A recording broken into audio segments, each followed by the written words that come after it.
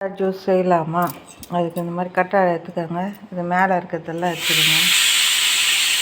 இந்த தோல் வரையும் எடுத்துடுங்க. இந்த கற்றாழையை அது மேலே இருக்கிற தோல் எல்லாம் நீக்கிட்டு ஒரு 5-6 வாட்டி நல்லா கழுவிக்கினாங்க. அதில் இருக்கிற நச்சுத்தன்மைலாம் போயிடுங்க. அப்புறம் இஞ்சி ஒரு துண்டு, சீரகம், மிளகு, கருப்பு உப்பு, கருஞ்சீரகம், எலுமிச்சம் சாறு, தயிர் ஒரு கிளாஸ், இதெல்லாம் மிக்சியில் போட்டு ரன் பண்ணிக்கோங்க. இதெல்லாம் மிக்சியில் போட்டு ரன் பண்ணிவிடுங்க. அப்புறமா தயிர் ஊற்றுங்க. இந்த மாதிரி ரன் பண்ண பிறகு இதில் தயிர் சேருங்க. தேன் பிறகு இது கிளாஸில் ஊற்றிக்கோங்க.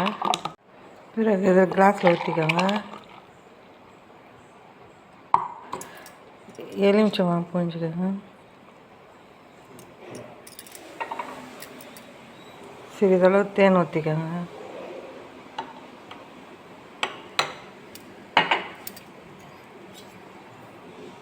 நல்லா கலக்க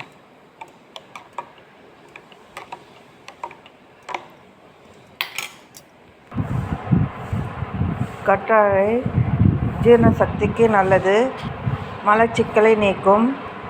இதில் உள்ள அதிகப்படியான நீர்ச்சத்து உடலை நீரோட்டமாக வைத்திருக்க உதவுகிறது. கல்லீரல் செயல்பாட்டை மேம்படுத்தும், அதை ஆரோக்கியமாக வைத்திருக்க உதவுகிறது. இரத்தத்தில் சர்க்கரையின் அளவை கட்டுப்படுத்துகிறது. கற்றாழையில் உள்ள ஊட்டச்சத்து சருமத்தை பளபளப்பாகவும் ஈரப்பதமாக வைத்திருக்க உதவுகிறது. இதில் உள்ள நார்ச்சத்து மற்றும் பொட்டாசியம் இதயத்துக்கு நன்மை பயக்கும். கருஞ்சீரகம் எடையை குறைக்க உதவும். இருமல், சளி இதிலிருந்து பாதுகாக்கிறது. கருஞ்சீரகம் இரத்தத்தில் உள்ள சர்க்கரையின் அளவை கட்டுப்படுத்துகிறது. முடியை ஆரோக்கியமாக வைத்திருக்க உதவுகிறது. கருஞ்சீரகம் இரத்த ஓட்டத்தை அதிகரிக்கிறது. சீரகம், இஞ்சி, மிளகு ஜீரண சக்திக்கு நல்லது. பிடித்திருந்தால் லைக் பண்ணுங்கள், ஷேர் பண்ணுங்கள், சப்ஸ்கிரைப் பண்ணுங்கள்.